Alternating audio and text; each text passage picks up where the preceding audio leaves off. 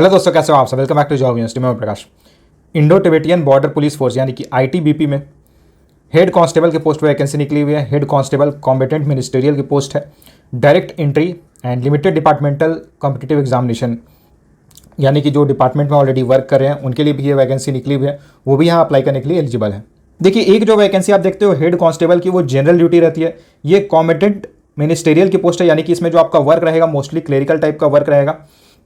तो चलिए बात करते हैं यहाँ अप्लाई करने की एलिजिबिलिटी क्राइटेरिया क्या रहेगी, एज लिमिट क्या रिक्वायर्ड है, सिलेक्शन का प्रोसेस क्या रहता है, एग्जाम पैटर्न कैसा रहता है, सिलेबस क्या रहता है, जॉब प्रोफाइल कैसी रहती है एंड आपका वर्क क्या रहता है। सारी चीज़ों के बारे में मैं आपको डिटेल में बताऊंगा, तो वीडियो को एंड तक देखना। यहाँ इंडिया, नेपाल एंड भूटान के कैंडिडेट्स अप्लाई करने के लिए एलिजिबल है। मेल फीमेल दोनों ही अप्लाई करने के लिए एलिजिबल है। देखिए, ग्रुप सी की पोस्ट है, नॉन गैजेटेड पोस्ट है। टेम्परेरी बेसिस पे इनिशियली आपकी सिलेक्शन होगी एंड उसे बाद में परमानेंट कर दिया जाएगा। अगर बात करें सैलरी की, तो लेवल 4 का आपको पे स्केल मिलेगा। बेसिक पे 25,500 रहेगी। सैलरी के साथ आपको DA, HRA, ration money and और भी कई सारे अलाउंसेस मिलते हैं। Selected candidates will be liable to serve anywhere in India और अब्रॉड, यानी कि इंडिया या फिर इंडिया से बाहर कहीं भी आपकी पोस्टिंग हो सकती है। अगर बात करें वैकेंसीज़ की, तो head constable competent ministerial direct entry की टोटल 158 वैकेंसीज निकली हुई है। हेड कांस्टेबल मेल के लिए टोटल 135 वैकेंसी निकली हुई है। हेड कांस्टेबल फीमेल के लिए टोटल 23 वैकेंसी निकली, यानी कि टोटल 158 वैकेंसीज निकली हुई है। ये डायरेक्ट एंट्री के लिए है। एंड जो कैंडिडेट्स ऑलरेडी आईटीबीपी में वर्क कर रहे हैं, सर्व कर रहे हैं, उनके लिए भी कुछ वैकेंसी निकली हुई है। तो यहाँ आप देख सकते हो लिमिटेड डिपार्टमेंटल कॉम्पिटिटिव एग्जामिनेशन, यहाँ वैकेंसी निकली हुई है। हेड कांस्टेबल की टोटल 90 वैकेंसीज निकली हुई है। यहाँ अप्लाई करने का सारा प्रोसेस ऑनलाइन रहेगा। आप डायरेक्टली www.recruitment.itbppolice.nic.in इस वेबसाइट पे जाके रजिस्टर कर सकते हो। अप्लाई करने के लिए आपको 100 रुपीज़ एप्लीकेशन फ़ी पे करना होगा। लेकिन अगर आप फीमेल कैंडिडेट हो, एक सर्विसमैन हो या फिर एससी या एसटी कैंडिडेट हो, तो आपको यहाँ कोई फीस पे नहीं करना है। डायरेक्ट एंट्री के लिए अप्लाई करने की minimum age 18 years and maximum 25 years है। लेकिन अगर आप कैटेगरी में आते हो तो आपको एज में रिलैक्सेशन मिलेगा और डेट 1 जनवरी 2022 के अकॉर्डिंग चेक की जाएगी। अगर बात करें हेड कांस्टेबल एलडीसी के लिए, तो अप्लाई करने की मैक्सिमम एज 35 ईयर्स रहेगी और एज 1 जनवरी 2022 से कैलकुलेट की जाएगी। एजुकेशन क्वालिफिकेशन की बात करें, तो अगर आपने इंटरमीडिएट यानी कि सीनियर सेकेंडरी स्कूल सर्टिफिकेट आपके पास है, यानी कि अगर आपने 10+2 किया हुआ है, 12th पास हो, तो आप यहाँ अप्लाई करने के लिए एलिजिबल हो। साथ ही साथ आपको स्किल टेस्ट भी देना होगा, जिसमें आपकी टाइपिंग स्पीड चेक की जाएगी। 35 वर्ड्स पर मिनट होनी चाहिए इंग्लिश के लिए, एंड हिंदी के लिए 30 वर्ड्स पर मिनट होनी चाहिए। अगर बात करें सिलेक्शन प्रोसेस की, तो सबसे पहले आपको फिजिकल एफिशिएंसी टेस्ट देना होगा, फिजिकल स्टैंडर्ड टेस्ट देना होगा, फिर आपको रिटन टेस्ट देना होगा, देन स्किल टेस्ट देना होगा, एंड उसके बाद आपको documentation and detail medical examination के लिए बुलाया जाएगा। और उसके बाद हो सकता है आपकी रिव्यू मेडिकल एग्जामिनेशन भी हो। देखिए, ये अभी शॉर्ट नोटिफिकेशन रिलीज की गई है, बहुत जल्द आपको इसकी डिटेल नोटिफिकेशन भी देखने को मिलेगी। ऑनलाइन रजिस्ट्रेशन 8 जून से स्टार्ट हो जाएगी एंड अप्लाई करने की लास्ट डेट 7 जुलाई रहेगी। चलिए बात करते हैं हेड कांस्टेबल के पोस्ट में अप्लाई करने के लिए मिनिमम फिजिकल स्टैंडर्ड्स क्या मांगा गया है। तो मेल के लिए मिनिमम हाइट 165 सेंटीमीटर होनी चाहिए एंड फीमेल के लिए मिनिमम हाइट 155 सेंटीमीटर होनी चाहिए। चेस्ट मेल की चेक की जाएगी, तो विदाउट एक्सपेंशन 77 सेंटीमीटर होनी चाहिए chest, and with expansion 82 centimetre होनी चाहिए। लेकिन कुछ कैंडिडेट्स को रिलैक्सेशन भी मिलेगा, यानी कि जो कैंडिडेट्स कैटेगरी में बिलोंग करते हैं, गढ़वाली, कुमाऊँ, गोरखा, डोगरा, मराठास एंड कैंडिडेट्स जो सिक्किम, नागालैंड, अरुणाचल प्रदेश, मणिपुर, त्रिपुरा, मिजोरम, मेघालय, असम, हिमाचल प्रदेश एंड जम्मू एंड कश्मीर से बिलोंग करते हैं, उनके लिए रिलैक्सेशन रहेगा थोड़ा।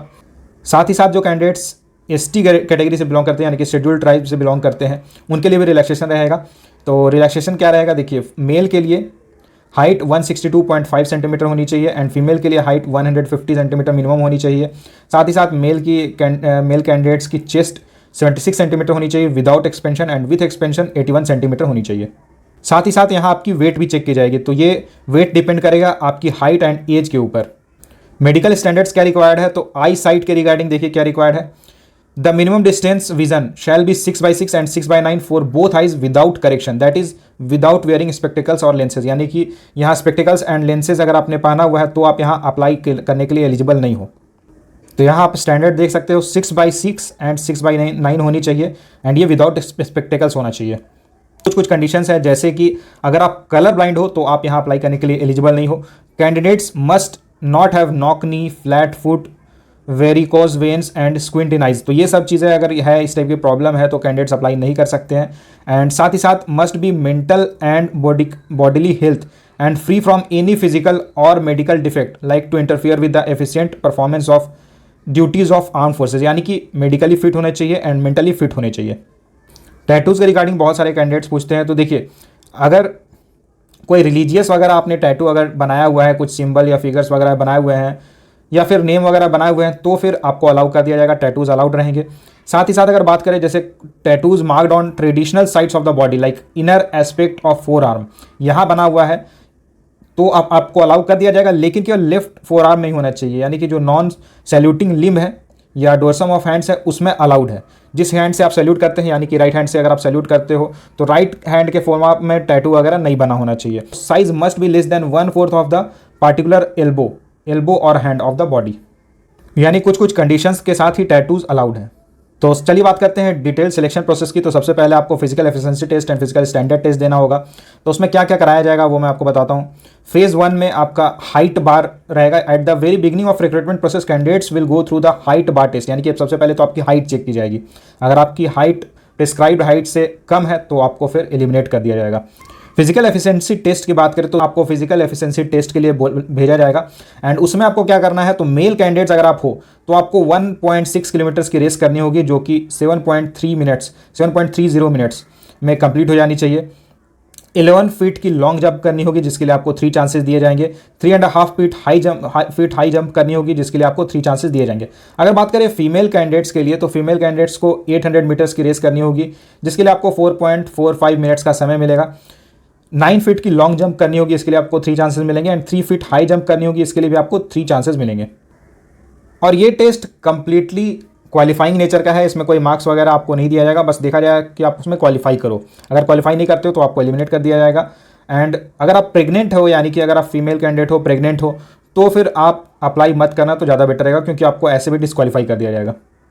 तो फिजिकल एफिशिएंसी टेस्ट के रिगार्डिंग मैंने आपको बता दिया। आप बात करते हैं फिजिकल स्टैंडर्ड टेस्ट के लिए, तो इसके रिगार्डिंग मैंने आपको बताया हुआ है कि हाइट, चेस्ट, वेट कैसे चेक की जाएगी, मेजरमेंट वगैरह लिया जाएगा, तो सारी चीज़ें चेक की जाएगी।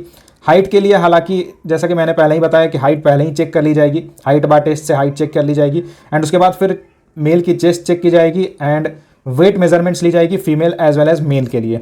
लेकिन अगर आप एक सर्विसमैन हो या फिर आप ITBP डिपार्टमेंटल कैंडिडेट हो तो आपको कोई फिजिकल एफिशिएंसी टेस्ट नहीं देना होगा, डायरेक्टली आप फिजिकल स्टैंडर्ड टेस्ट के लिए जा सकते हो एंड उसके बाद फिर आपको written exam and medical exam देना होगा। फिजिकल स्टैंडर्ड टेस्ट क्वालिफाई करने के बाद आपको फेज 2 यानी कि रिटन एग्जामिनेशन के लिए कॉल किया जाएगा। रिटन एग्जामिनेशन 100 मार्क्स का होगा। इसमें ऑब्जेक्टिव टाइप क्वेश्चंस पूछे जाएंगे एंड ये OMR बेस्ड होगा, यानी कि ऑनलाइन नहीं होने वाला, ये ऑफलाइन होगा। क्या क्या पूछा जाएगा, तो जनरल अरिथमेटिक से टोटल 30 क्वेश्चंस पूछे जाएंगे, मैक्सिमम मार्क्स 30 रहेगा। जनरल नॉलेज के 25 क्वेश्चंस पूछेंगे, मैक्सिमम मार्क्स 25 रहेगा। जनरल इंग्लिश से 35 क्वेश्चंस पूछेंगे, मैक्सिमम मार्क्स 35 रहेगा। And theoretical knowledge of computer, यानी कि कंप्यूटर नॉलेज भी पूछी जाएगी और ये थ्योरेटिकल नॉलेज पूछा जाएगा। तो 10 क्वेश्चंस इससे पूछेंगे, मैक्सिमम मार्क्स 10 रहेगा। इसके लिए आपको टोटल 3 आवर्स का टाइम मिलेगा रिटन टेस्ट के लिए, यानी कि टोटल 100 क्वेश्चंस पूछेंगे, मैक्सिमम मार्क्स 100 रहेगा एंड पेपर बाईलिंगुअल रहेगा, यानी कि इंग्लिश एंड हिंदी दोनों ही लैंग्वेज में रहेगा।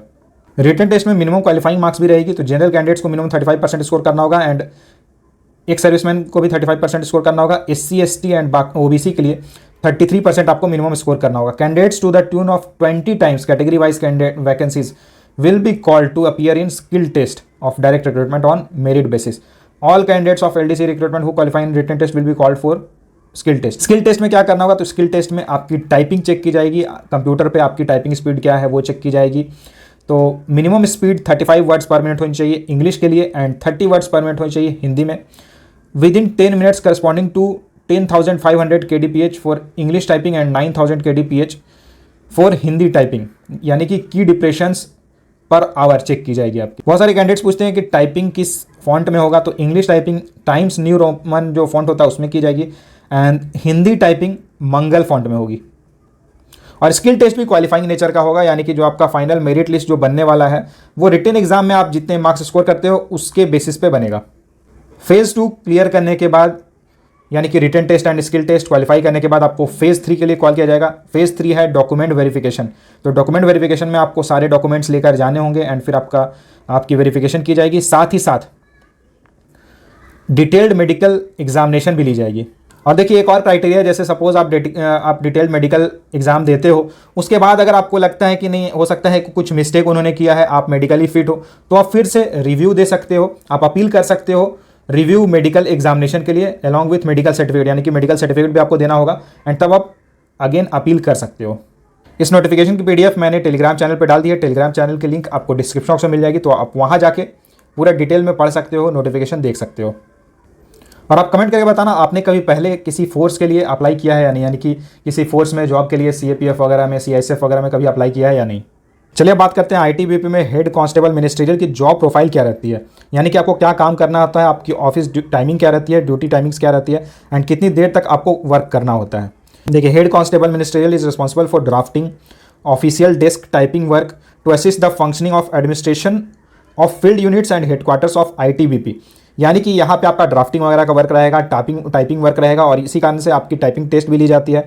और आपका वर्क कहाँ पे रहेगा, तो मोस्टली आपका एडमिनिस्ट्रेशन में वर्क रहेगा, फील्ड यूनिट्स में या फिर हेडक्वार्टर्स वगैरह में, जो ITBP के हेडक्वार्टर्स हैं अलग अलग लोकेशंस में, वहाँ पे आपका रहेगा। Head constable ministerial is purely clerical job in which you have to deal with official correspondence, drafting note sheet वगैरह ड्राफ्ट करने होंगे, लेटर्स वगैरह आपको देखना होगा, लेटर्स टाइप करके भेजना है, कहीं ईमेल वगैरह चेक करना है, तो वो सब काम आपके रहेंगे।